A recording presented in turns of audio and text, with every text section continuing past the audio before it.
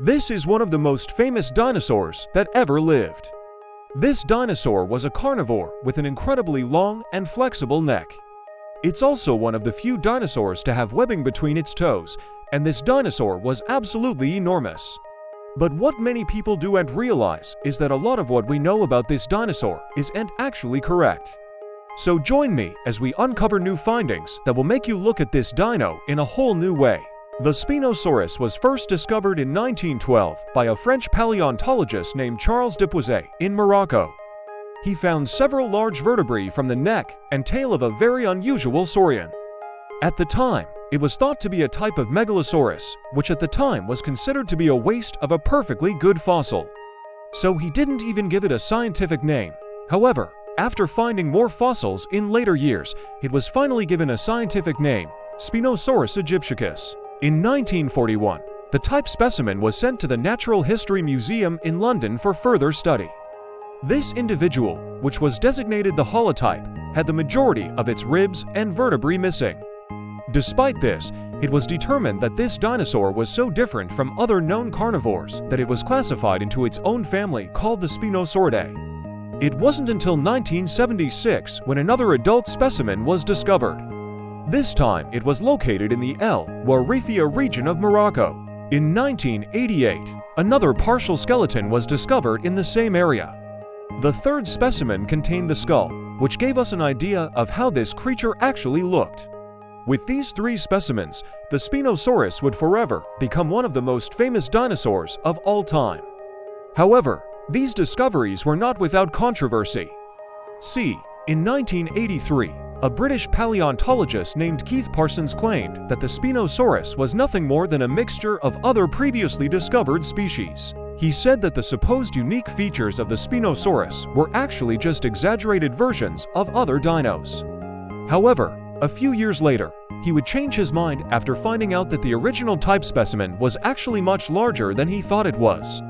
But this is only the beginning of the story, because over the next few decades, dozens more fragments were found, including two partial skulls, more vertebrae, ribs, a scapula, a pubis, some phalanges, and even a few teeth. In 2009, a research team estimated that the Spinosaurus could grow to be around 18 meters long, making it almost twice the length of the T-Rex. This research team also came to the conclusion that the Spinosaurus was not only longer than the T-Rex, but it was also heavier, growing to be around 20 tons. That's right, the Spinosaurus easily takes home the gold medal for longest dinosaur.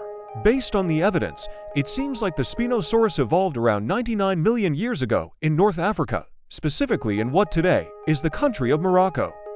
The Spinosaurus lived during the late Cretaceous period, which was the last period of the Cretaceous era, lasting from about 100.5 to 66 million years ago. During this time, the supercontinent of Pangaea had split apart, separating the Atlantic Ocean from the Tethys Ocean. As a result of this, there were now three separate distinct land masses. North America was completely separated from Asia and Europe, while South America and Africa were also separated from each other. The Spinosaurus would have been swimming around in what is now the Mediterranean Sea, preying on the fish there. Many scientists agree that the Spinosaurus would have been an apex predator in its environment, but there is a lot of debate over what exactly it ate. You see, this dinosaur had a very narrow snout with conical teeth, which would have been perfect for catching fish. In fact, some researchers even claim that this dinosaur was a specialized fish hunter. It was thought that the Spinosaurus was very similar to the modern-day crocodile gar, which is also a specialized fish hunter. It's believed that the Spinosaurus hunted in a very similar way, using its incredible speed to chase down prey. These crocs can move through the water at up to 30 miles per hour, which would have been way too fast for any of its prey to escape. The Spinosaurus likely used this method of hunting in shallow waters, such as lagoons or marshes. Another theory claims that the Spinosaurus hunted giant crocodiles. While this may sound insane, there is evidence to support this. First of all, we have the teeth. The teeth of the Spinosaurus are serrated, which would have been perfect for piercing the skin of a crocodile. Secondly, we have the claws. All of the Spinosaurus's toes had sharp claws, but the second toe of its front feet was especially long. It's believed that this claw would have been used to slash at its prey, dealing massive damage. Finally, we have the vertebrae. The Spinosaurus had extremely strong vertebrae, which would have been necessary to support its massive weight. Plus, it had a hole in each of its vertebrae that would have housed a large nerve. This would have helped transmit signals throughout the body, allowing the Spinosaurus to react quickly to whatever it was hunting. Yet another theory claims that the Spinosaurus was mostly a scavenger rather than a dedicated hunter. This is because it had extremely thin legs and a very long back. This would have made it difficult for this dinosaur to move on land, but it would have been perfect for scavenging. If this is true, it would explain why it had serrated teeth, because it would have been able to slice through rotting flesh with ease. But there is evidence to prove that it was a skilled hunter as well. For example, we have its neck. The Spinosaurus had an incredibly long and flexible neck, which would have allowed it to reach far into the water to snatch up fish. It's believed that it could bend its neck in ways that no other carnivore could, allowing it to hunt in places that no other predators could reach. In addition to that, the Spinosaurus had webbing between its toes. This is very similar to the toes of a modern-day otter or a beaver. The webbing would have helped it steer itself in the water while hunting. It's also possible that the webbing could have been used to trap fish. But unfortunately, since we haven't found any preserved skin, we can't say for sure if it had webbing or not. But what we do know is that the Spinosaurus had one of the coolest crests on any dino ever. Its crest started off flat, but then curved upwards before curving downwards again. Scientists believe that this crest would have helped support the muscles needed to control its jaw, but it also likely served a display function, being used to attract mates or intimidate rivals.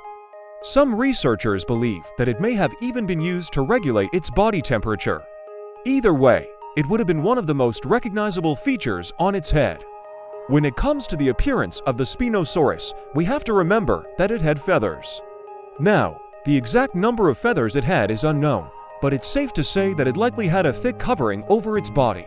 We know that many carnivorous theropods had feathers, including the velociraptor. The feathers would have helped regulate its body temperature as well as camouflage itself while hunting.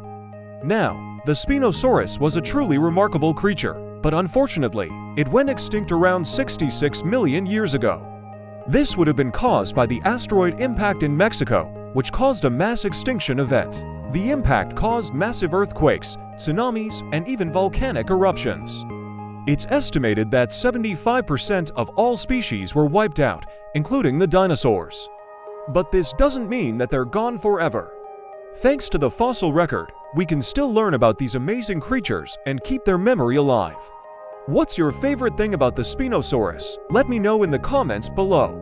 And if you enjoyed this video, please subscribe and come back soon because we have lots more videos on dinosaurs and other prehistoric creatures.